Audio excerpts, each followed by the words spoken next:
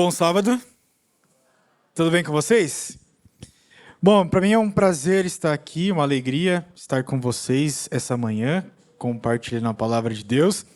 Como eu falei no primeiro culto, já estive aqui num outro momento, mas não aqui na igreja propriamente dita, na verdade foi no meio do ano, antes de vocês inaugurarem aqui a igreja. Estive ali ainda quando vocês estavam se reunindo lá na associação, né? Tive a oportunidade de compartilhar a palavra de Deus com vocês, mas é um privilégio muito grande estar aqui com vocês agora nesse espaço aconchegante, bonito. Espero que Deus continue abençoando vocês aqui por meio desse espaço, para que possam alcançar cada vez mais pessoas e levá-las aos pés de Jesus. Eu comecei a primeira de manhã da mesma forma que vou começar agora, né? Quando vou pregar é sempre um misto de situações, de sensações, né? Na verdade, é uma alegria de poder estar compartilhando a palavra de Deus. Também uma responsabilidade muito grande, né? De compartilhar a palavra de Deus. Mas eu confesso que nessa situação específica, eu posso adicionar um outro sentimento aí, talvez de nervosismo. Por quê? Não sei se todos aqui sabem, mas a grande parte da minha família congrega aqui nessa igreja, né? E amigos também, que me viram crescer e tudo mais. Então, sempre fica aquele nervosismo maior. Então, no primeiro culto eu estava tremendo e suando bastante. Agora não estou mais tremendo. Estou suando, mas não estou mais tremendo. Já melhorou, né? Já melhorou. Brincadeiras à parte, mas é um privilégio estar aqui com vocês. Sem mais delongas, quero convidá-los a abrir a Bíblia no Evangelho de Marcos, no capítulo 5. Hoje vamos estudar uma história do capítulo 5. Na outra oportunidade que estive aqui, estudamos o capítulo 4. Dessa vez iremos para o capítulo 5. O Evangelho de Marcos é um evangelho que eu particularmente gosto bastante do Evangelho de Marcos. Por alguns motivos, né? Marcos ele é bem direto no seu evangelho. Até alguns apontam que o Evangelho de Marcos ele tem uma certa velocidade que os outros evangelhos sinóticos, por exemplo, Mateus e Lucas, não têm, né? Você pode perceber que ele é um pouco mais direto, mais rápido, as ações de Jesus são consecutivas, e quando você vê, a história já está quase no fim. E daí a última parte ali da crucifixão de Jesus, ressurreição, ele desacelera um pouquinho. Mas essa primeira parte, que talvez seja maior, que tem uma certa pressa, eu acho bem interessante e direta do Evangelho de Marcos. Eu me lembro que, um tempo atrás, estava na moda uma série de livros que o título era basicamente assim, era alguma coisa para quem tem pressa. Alguém lembra desse tipo de livro? Era sempre a história do Brasil para quem tem pressa, a história da filosofia para quem tem pressa, a história da política para quem tem pressa. Portanto, eu até colocaria o Evangelho de Marcos como o Evangelho para quem tem pressa. É um evangelho direto. É um evangelho para quem tem pressa, mas ao mesmo tempo quem tem calma para verificar mais a fundo o que Deus está falando por meio desse evangelho, tem a se beneficiar de uma forma profunda. É isso que eu gostaria de conduzir nessa manhã, através da história do capítulo 5. Nós vamos ler a partir do verso 21. Mas antes, é importante colocar algumas coisas sobre este capítulo. Talvez você tenha um subtítulo aí na sua Bíblia, né? O meu está o pedido de Jairo. E talvez você já se lembre dessa história, conecte com algumas outras pregações que já ouviu sobre o assunto, ou alguma música, tudo mais. Uma coisa que eu acho bem impactante nessa história, eu já vou começar dessa forma, não só em outras histórias da Bíblia, mas nessa em especial, algo que fica bastante latente é a questão do sofrimento. E é isso que eu vou tentar mostrar por meio dessa reflexão dessa manhã. O sofrimento. Ao pensar no sofrimento, nós poderíamos, talvez, colocarmos basicamente duas características ao sofrimento. A primeira delas é que o sofrimento, de certa forma, é universal, né? E a segunda, associada bastante fortemente a essa primeira, é que o sofrimento ele é inevitável. E talvez essa seja a mais amarga de todas. O sofrimento ele é inevitável. E aqui isso fica bem claro para a gente nessa passagem. Acontece que se o sofrimento é inevitável, cumpre a cada um de nós saber lidar com o sofrimento. Mas você sabe que não é fácil lidar com o sofrimento. E quando a gente pensa em formas de lidar com o sofrimento, pelo menos me vem duas maneiras básicas de lidar com o sofrimento. Uma delas, talvez poderíamos colocar como a forma atual da nossa cultura secularizada agir para com o sofrimento. Que seria mais ou menos assim: bom, tudo o que existe nesse mundo é isso aqui. A única realidade que existe é essa aqui. Portanto, vou me entregar a todas elas da melhor forma possível, porque quando eu morrer, não vou levar nada disso. Então a gente costuma colocar a nossa esperança, colocar o significado da nossa vida nessas experiências da vida. Porque tudo que existe é isso aqui, então vale a pena colocar a nossa esperança, o nosso sentido da vida nessas coisas. E essas coisas podem ser, por exemplo, o dinheiro, uma conquista, pode ser o romance, um amor, relacionamentos e assim por diante. Acontece que não é preciso de muito esforço para você notar que justamente essas coisas são o campo de atuação do sofrimento, não é verdade? Geralmente a gente sofre por não alcançar algumas dessas coisas ou por perder algumas dessas coisas. Portanto, nessa perspectiva, nessa forma de lidar com o sofrimento da nossa sociedade atual, ela é uma forma bastante dramática. Porque ao acontecer isso, a gente perde o sentido da vida, nossa vida desmorona. Porque a gente colocou nessas coisas, nessas experiências aqui e agora. Talvez uma alternativa a essa forma de pensar seja a forma de... o contrário, o extremo oposto. De você agora não se apegar a nada nessa vida. Não se apegar a nada. Né? Não colocar o coração nas coisas. Então, não se entregar com amor, não fazer nada de coração, para que você não envolva muito, porque se o sofrimento é inevitável, ora ele vai chegar e então vamos desmoronar. Portanto, é preciso ser forte, não chore, não sofra, não se envolva muito com as coisas. Mas eu creio que essas duas formas não contemplam, não conseguem satisfazer a realidade em que vivemos. E eu creio que nesse texto a gente pode encontrar talvez o que a gente poderia chamar de uma terceira via, de como a gente pode lidar com esse sofrimento. Mas antes de fazermos essa leitura, eu quero fazer mais uma breve oração com você. Então, assim como está, feche seus olhos e oremos. Senhor, nosso Deus e Pai de amor, estamos com a Tua palavra aberta. Peço mais uma vez que o Senhor fale através de mim e apesar de mim, mas que o Senhor possa abrir nossos ouvidos, nosso coração para a Tua palavra, para que sejamos transformados por ela. É o que te pedimos e já te agradecemos em nome de Jesus. Amém. O verso 21 diz o seguinte: tendo Jesus voltado no barco para o outro lado, afluiu para ele grande multidão, e ele estava junto do mar. Eis que se chegou a ele um dos principais da sinagoga, chamado Jairo, e vendo, prostrou-se aos seus pés. Vamos fazer uma breve pausa aqui. Bom, aqui nós temos Marcos registrando o encontro de Jesus com uma espécie de líder religioso, chamado Jairo. Ele era o chefe da sinagoga, ou um dos chefes da sinagoga. Talvez, pela sua posição, podemos supor que ele deveria ser um homem altamente dedicado a Deus e às coisas concernentes a Deus. Alguém que era moralmente respeitável pelos seus pares, alguém que era socialmente importante, alguém que tinha uma certa autoridade, talvez, quem sabe, até uma boa posição. Contudo, aqui nós vimos nesse começo que Marcos registra que esse homem importante, essa autoridade, ele se prostra aos pés de Jesus. Ele se prostra aos pés deste carpinteiro galileu. Ele se prostra aos pés desse pregador itinerante. Ele se prostra aos pés desse que tinha uma mensagem até um tanto quanto subversiva em relação à liderança religiosa daquela época, mas era alguém que cativava a atenção daqueles que estavam ali sentados para ouvir e também daqueles que foram lá, mas não foram buscá-lo. Era uma pessoa enigmática. E agora esse homem, Jairo, se prostra aos pés de Jesus.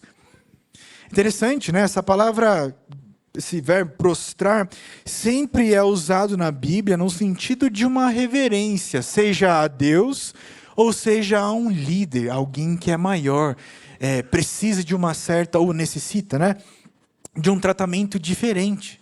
Só que a gente vê esse homem aqui, que tinha uma certa autoridade, uma certa reputação, se ajoelhando, se prostrando aos pés de Jesus. Só por isso nós podemos já perceber que existe algo fora do comum nessa atitude de Jairo. Supomos que ele deveria estar desesperado para fazer isso. Mas qual era realmente o problema de Jairo? A história continua no verso 22, verso 23. Insistentemente lhe suplicou: minha filhinha está à morte. Vem e impõe as mãos sobre ela, para que seja salva e viverá.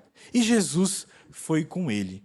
Olha só, é interessante a linguagem que esse homem usa, né? É uma linguagem bem carinhosa, né? Minha filhinha está à beira da morte, está para morrer. Ou seja, dá a entender que ela morreria caso Jesus e Jairo não chegassem a tempo à casa de Jairo.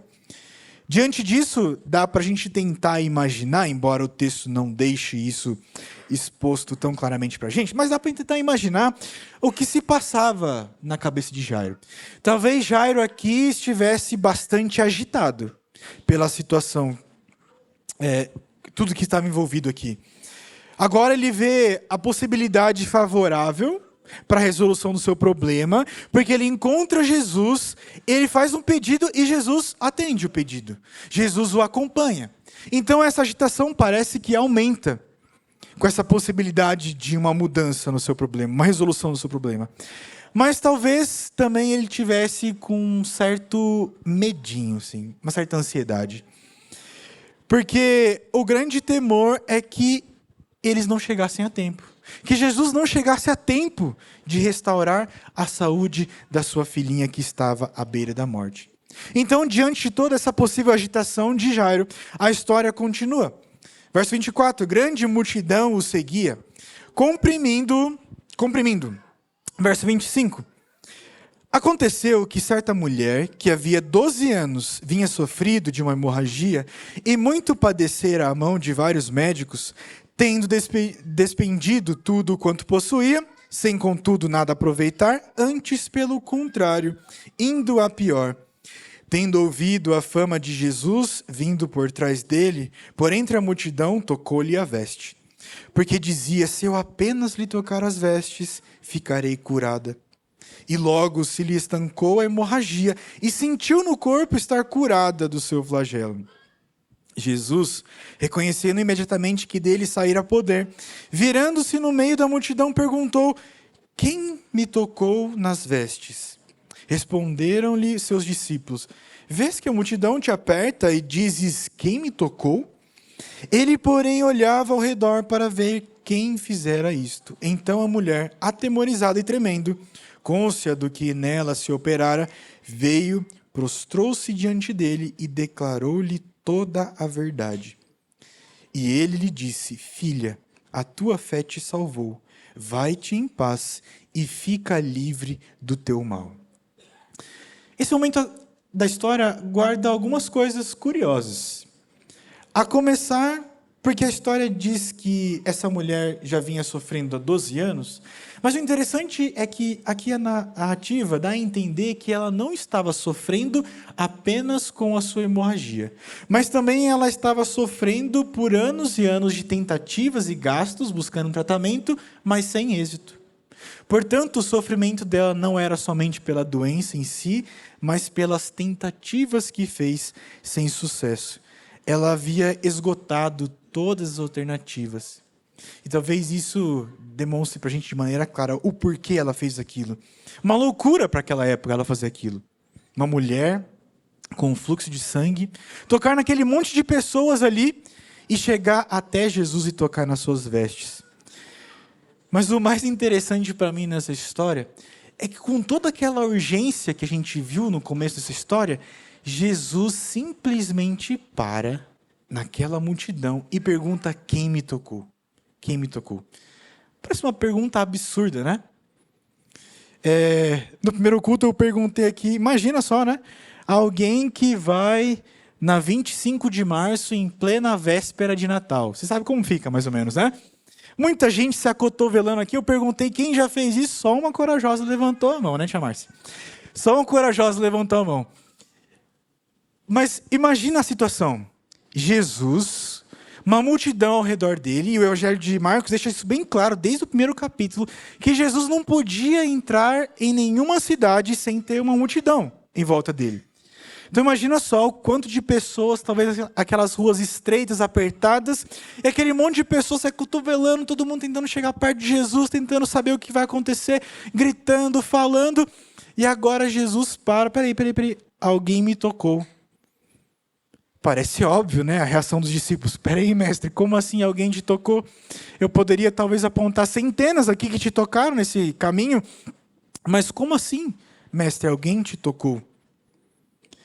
Só que pensa em todas as emoções aqui envolvidas. Imagine a ansiedade de Jairo. Com toda aquela pressa, urgência, com medo de que o mestre não chegasse a tempo na sua casa para curar sua filhinha. Imagine uma certa irritação dos discípulos. Mestre, a gente tem uma coisa urgente para fazer e você está preocupado com alguém que te tocou nessa multidão? Só que essas reações e sentimentos, para mim, elas formam um contraste muito grande com a aparente calma de Jesus. Jesus parece entender muito bem a gravidade da situação, mas ele faz questão de parar para saber quem lhe tocou. A mulher que sofria de uma doença crônica estava recebendo a atenção de Jesus em vez daquela garotinha que sofria de uma doença fatal. E quando a gente vê isso não faz sentido, não faz o menor sentido. Na verdade, é algo absolutamente irracional. Na verdade, pior do que isso, né? É uma conduta negligente por parte de Jesus, esse atraso. É negligente. Se a gente fosse imaginar, por exemplo, numa sala de emergência, num hospital. E ali naquela sala de emergência a gente encontra duas pessoas ali sofrendo. Uma com alguma doença crônica, que tecnicamente pode esperar mais alguns minutos ou algumas horas. E uma outra pessoa que está ali à beira da morte. Uma pessoa que está correndo risco e precisa ser atendida com urgência. E vamos lá, o médico vai lá, analisa as duas situações e ele decide pela pessoa com aquela doença crônica. Não é difícil entender que qualquer parente envolvido naquela situação tentaria depois processar o médico, né, por uma certa negligência. Só que se for pensar, é basicamente o que Jesus está fazendo aqui. Ele para atender uma mulher que estava sofrendo há 12 anos, que tecnicamente poderia esperar mais alguns minutos ou mais algumas horas. Jesus poderia talvez, espera um pouquinho, ou então me acompanhe, eu daqui a pouco eu falo com você, eu estou numa corrida aqui urgente. Mas não, ele simplesmente para e ele quer saber quem o tocou, porque ele percebeu que dele havia saído poder. O que será que se passava na cabeça de Jairo e dos discípulos? O que Jesus está fazendo com isso? Será que ele não entendeu a situação? Será que ele não entendeu o meu clamor que precisa de urgência? Mas o que a gente vê na história é que Jesus, porém, ele não se deixa apressar.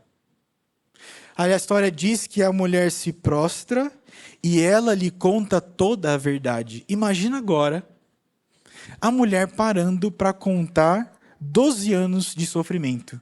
E como ela fez a loucura de chegar naquele momento, estar ali. Jesus para e escuta. Jesus para e escuta. Talvez não tenha sido algo tão breve assim, essa história que ela contou. Mas Jesus para e escuta o que está acontecendo. Enquanto isso, aquilo que Jairo mais temia acontece. Verso 35 diz o seguinte: falava ele ainda quando chegaram alguns da casa do chefe da sinagoga, a quem disseram: tua filha já morreu. Por que ainda incomodas o mestre? Mas Jesus, sem acudir a tais palavras, disse ao chefe da sinagoga: não temas, crê somente. Tente se imaginar no lugar de Jairo. Talvez você já tenha passado por alguma situação semelhante, enfrentando um sofrimento, um problema na vida, e você clama por Jesus, crendo que pode haver uma solução para o seu problema, mas parece que Jesus não vem. Parece que Jesus está bastante atrasado para aquilo que você precisa com urgência. Mas se coloque nessa situação aqui de Jairo. Alguém que, por um amor tão grande da sua filhinha, foi atrás de Jesus, se prostrou perante ele e suplicou por auxílio. Agora, aquela única esperança dele havia parado para atender uma mulher com uma doença crônica. E não só isso, se atrasou. E o seu atraso causou a morte da menininha.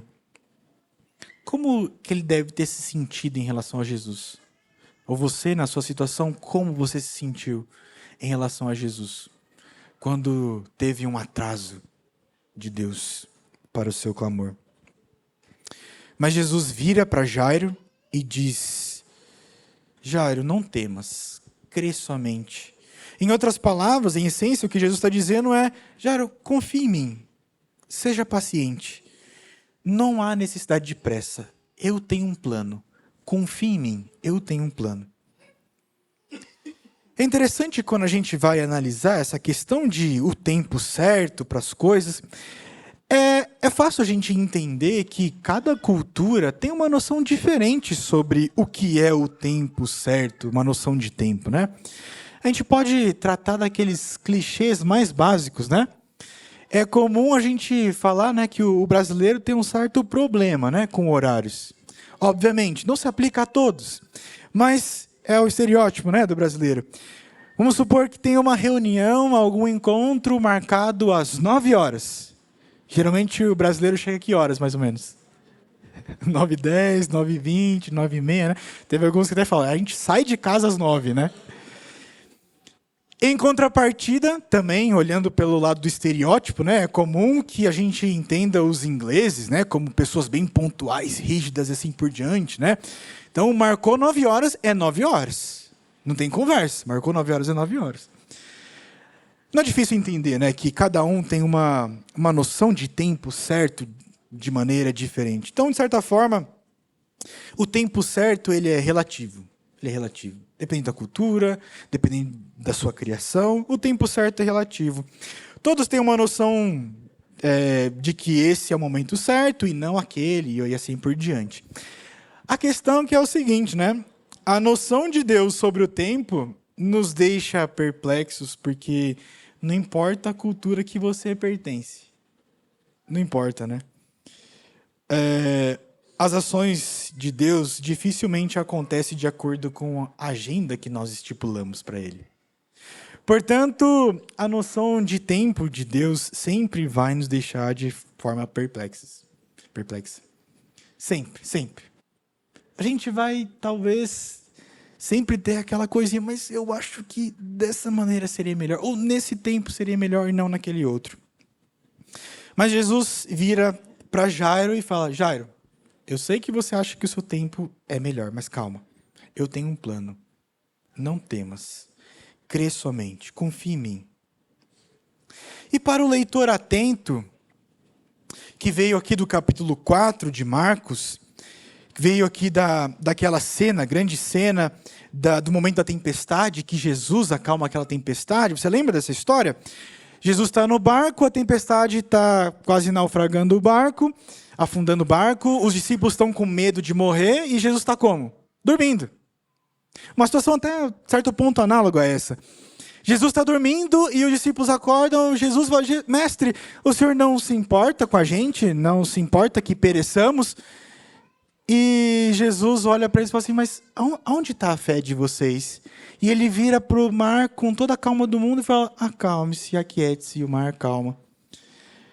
Aqui uma das grandes lições que Jesus passou para os discípulos e para nós, leitores atuais, é que o seu amor, a sua graça, a sua sabedoria são compatíveis, sim, com enfrentarmos sofrimentos nessa vida. E essa é uma das coisas mais difíceis de nós seres humanos entendermos. Inclusive, a questão do sofrimento e do mal é um dos maiores empecilhos, vamos dizer assim, de pessoas acreditarem em Deus. Talvez você já deve ter ouvido o seguinte argumento, né, de quem não acredita em Deus. Como pode existir um Deus bom, um Deus de amor, se existe sofrimento?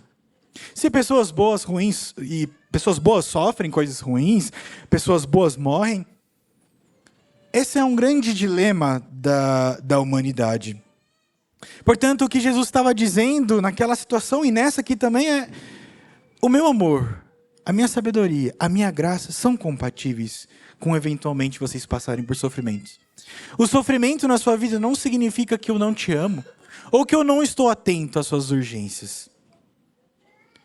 Agora o que Jesus estava dizendo é que a sua graça e o seu amor permitem atrasos que parecem injustificáveis para nós.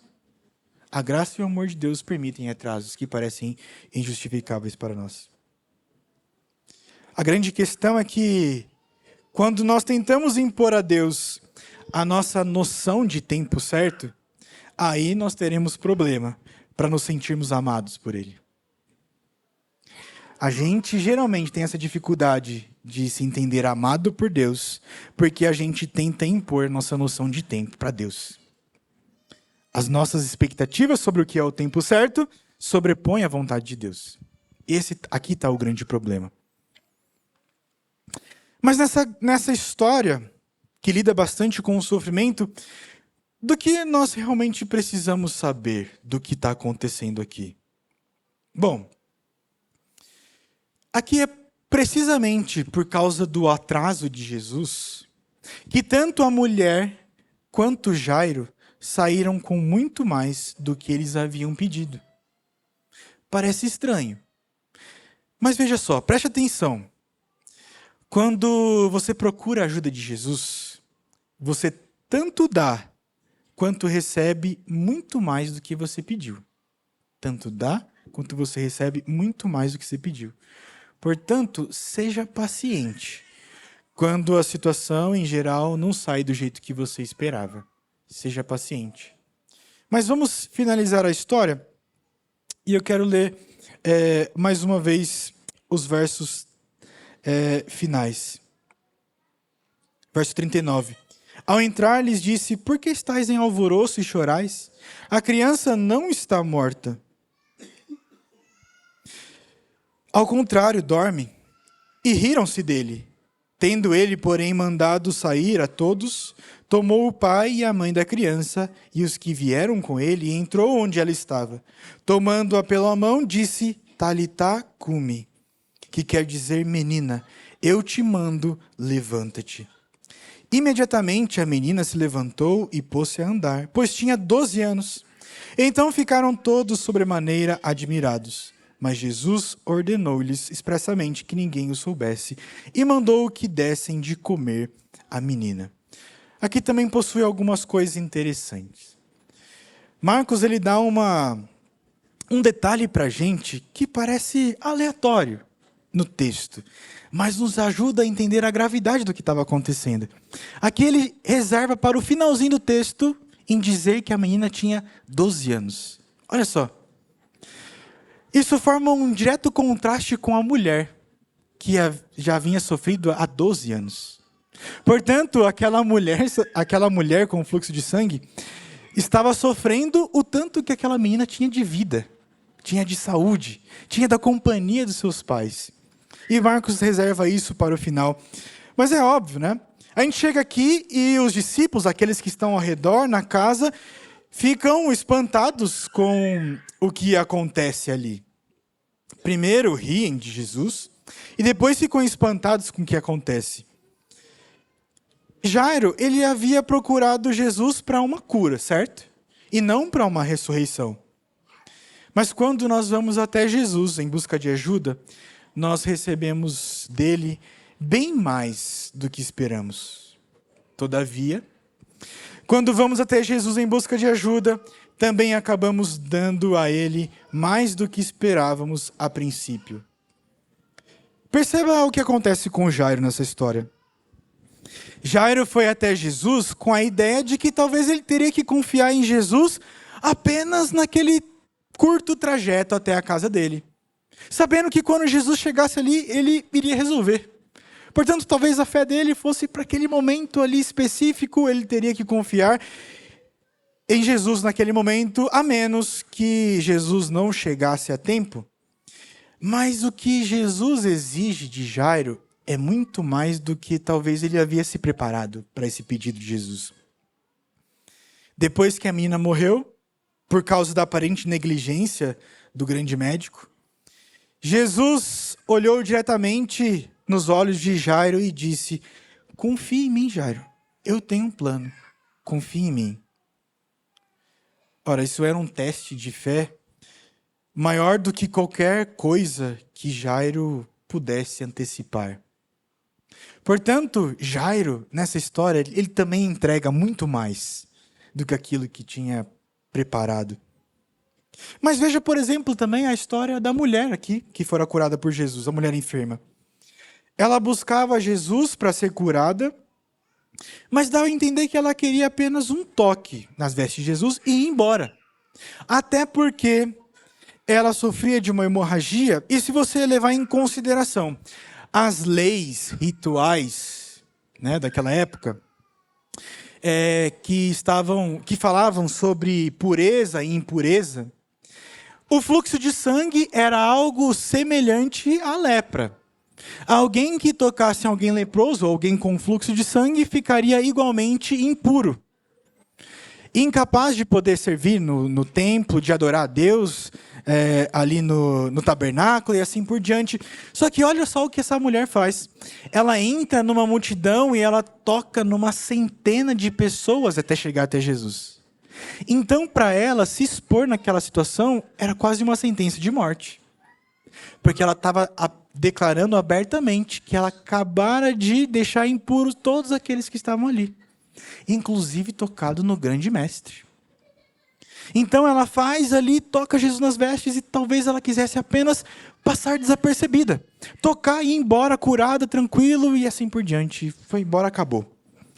Mas Jesus não permitiria isso. E aqui tem uma grande coisa. Jesus não deixa ninguém passar desapercebido diante dele. Aquela mulher o toca nas vestes, mas ele faz questão de parar para ouvir a história daquela mulher.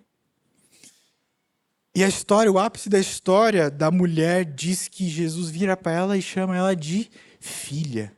De filha. Uma declaração completamente carinhosa. E ainda mais se você for pensar, bom, ela já estava nesse estado há 12 anos, portanto, quando foi a última vez que talvez ela teve um contato físico de alguém que a ama, que a amava?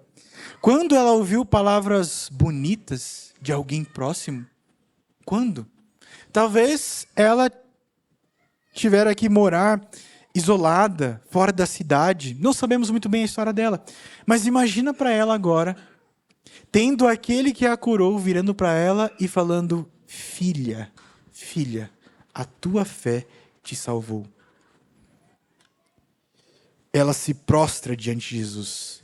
Aquilo que seria apenas um toque, um encontro rápido e fortuito com Jesus e ela ir embora, agora se torna algo diferente, porque ela se prostra diante de Jesus.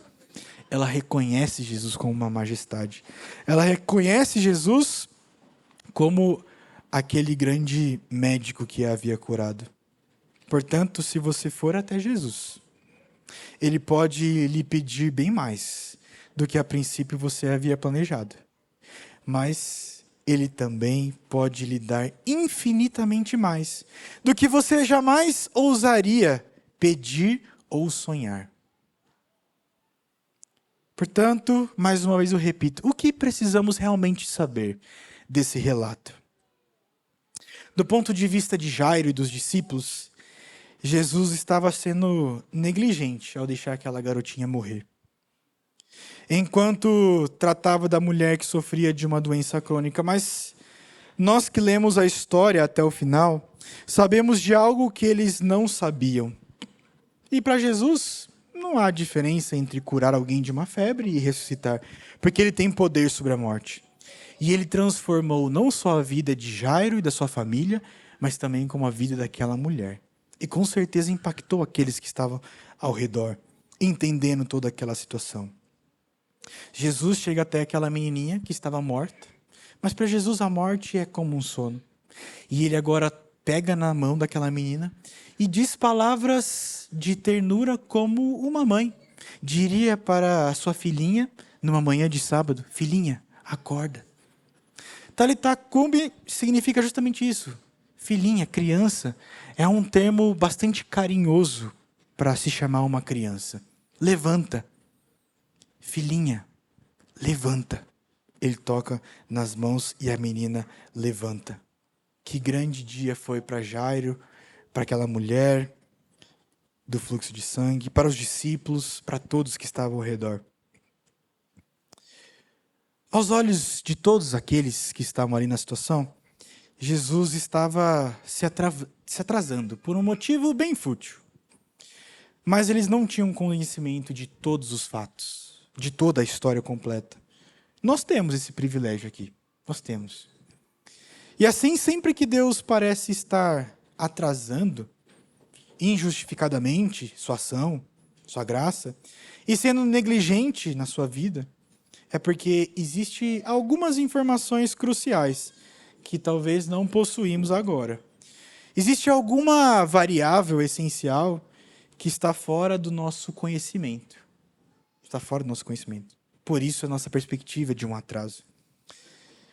Será que neste momento Deus está atrasando alguma coisa na sua vida? Será que eu falo nessa manhã com alguém que já chegou ao ponto de desistir? Por conta de um sofrimento seu ou de alguém que ama? Talvez você esteja já impaciente com o atraso de Deus. Pode ser que exista algo que você e eu, que está além do nosso conhecimento. Que está além do nosso conhecimento. Não podemos enxergar agora. Mas a resposta de Jesus a todas essas perguntas é: confie em mim. Não temas. Eu tenho um plano. Confia em mim. Confie em Jesus. Com seus atos, Jesus está dizendo para nós essa manhã: se eu estiver segurando a sua mão, a morte nada mais é do que um sono. Porque Jesus, ele não só é poderoso, mas ele também nos ama imensamente. E é completamente sábio e capaz de discernir o momento certo para as coisas da nossa vida. A gente pode não entender agora. Talvez só a eternidade nos dirá. Porque nos faltam informações a respeito de momentos específicos da nossa vida. Mas se estivermos segurando a mão de Jesus, nem mesmo a morte será capaz de nos deter. O maior inimigo de todos, a morte. Nem mesmo a morte é capaz de nos deter. 2 Coríntios capítulo 13, verso 4, Paulo diz que Jesus, a sua crucifixão, Jesus foi crucificado em fraqueza para que pudéssemos viver pelo poder de Deus. Ele se fez fraco para que possamos ser fortes. Portanto, até mesmo a força necessária para esses momentos não vem de nós mesmos. Jesus apenas diz: confie em mim, eu tenho um plano. E eu posso dizer com certa clareza e certeza que nós podemos confiar em Jesus. Mesmo quando as circunstâncias sugiram o contrário, a gente pode confiar que Jesus tem um plano e as coisas não saíram do seu controle. Nem mesmo a morte é capaz de pará-lo. E como eu tenho certeza disso? Porque a gente tem a história completa. Porque Jesus, no momento de maior escuridão da sua vida, ele entregou a vida por mim e por você. Talvez aquilo que deixe uma criança mais segura é estar de mãos dadas com seu pai. Nem o escuro, nem a multidão, muitas pessoas ao seu redor são capazes de tirá-la da sua tranquilidade, da sua calma, porque seu pai está segurando a sua mão. Mas se as crianças têm essa capacidade de enxergar isso em nós, seres humanos falhos, quanto mais nós ao nosso Pai Celeste, que nos ama de forma que não se pode medir. Não se pode medir. Jesus, quando estava na cruz, ele sentiu o abandono do Pai. Lembra as palavras de Jesus? Deus meu, por que me desamparaste? Naquele momento, ele se sentiu soltando das mãos do Pai, mas ele passou por essa escuridão, ele passou pelo túmulo por mim e por você. E é graças a isso que nós podemos ter a certeza que é essa força naquela fraqueza que nos torna capaz de continuar calmos, confiantes em Deus durante o sofrimento, durante a tormenta, mesmo quando para a gente Deus parece se atrasar diante do sofrimento que é inevitável. Esse é o nosso único caminho. Talvez essa manhã eu tenha falado com pessoas que se identificam mais com a mulher do fluxo de sangue. Pessoas que têm uma causa, um problema e estão indo até Jesus para solucionar esse problema. E uma vez solucionado, segue a vida. Se esse é o seu caso, eu quero te dizer que Jesus ele quer muito mais disso com você. Ele quer ter um relacionamento pessoal com você. Ele quer que você o reconheça. Ele não só quer que você perceba a bênção, mas ele quer que você olhe para o doador da bênção, que é muito melhor do que a bênção. Mas talvez eu fale aqui também para pessoas, para Jairos. Pessoas que estão buscando uma solução em Jesus, mas ele parece se atrasar. Ou talvez chegou até o ponto de acontecer como Jairo. Alguém querido se foi. E parece que Jesus estava atrasado. Deus estava atrasado. Mas eu quero dizer para você, nessa manhã, confia em Jesus. Confia em Deus. Ele tem um plano. E essa força só pode vir porque Ele mesmo se entregou à escuridão. Ele mesmo se entregou à morte. Para que pudéssemos ter a vida que era devida somente a Ele. Portanto, Ele sabe o que está fazendo. Logo, eu te convido a segurar na mão dele com força. Pois logo chegará a hora de se levantar. Porque a morte não é o fim. A morte não é o fim. Se você aceita essas palavras nessa manhã e se identifica de alguma forma com essas coisas, quero te convidar a ficar de pé. E eu quero fazer uma oração com você e por você. Para que Deus venha nos conceder essa força. Porque não é fácil, não é fácil. Mas é só Ele que pode nos sustentar nesse momento. Oremos. Senhor nosso Deus e Pai de amor, obrigado mais uma vez pela oportunidade que o Senhor nos dá de sermos não só confrontados por Sua palavra, mas também consolados. Senhor Deus, aqui existem pessoas que enfrentaram ou estão enfrentando situações diversas diante do sofrimento. Mas, Senhor Deus, nesse momento nós te pedimos, segura nossa mão, nos fortalece para que possamos confiar em Ti, independentemente da situação. Porque sabemos que o Senhor tem um plano para a nossa vida, mesmo não conseguindo enxergar em cada situação com clareza, como esse plano está em ação. Mas, Senhor Deus, eu quero te pedir que o Senhor nos despeça essa manhã, fortalecidos por Teu amor, por Tua graça e confiantes na Sua sabedoria. O Senhor sabe o tempo certo. O Senhor não se atrasa. Obrigado, Senhor Deus, por essa oportunidade de mais uma vez contarmos com Seu poder e amor. Permanece conosco, é isso que te pedimos em nome de Jesus. Amém. Deus abençoe a todos.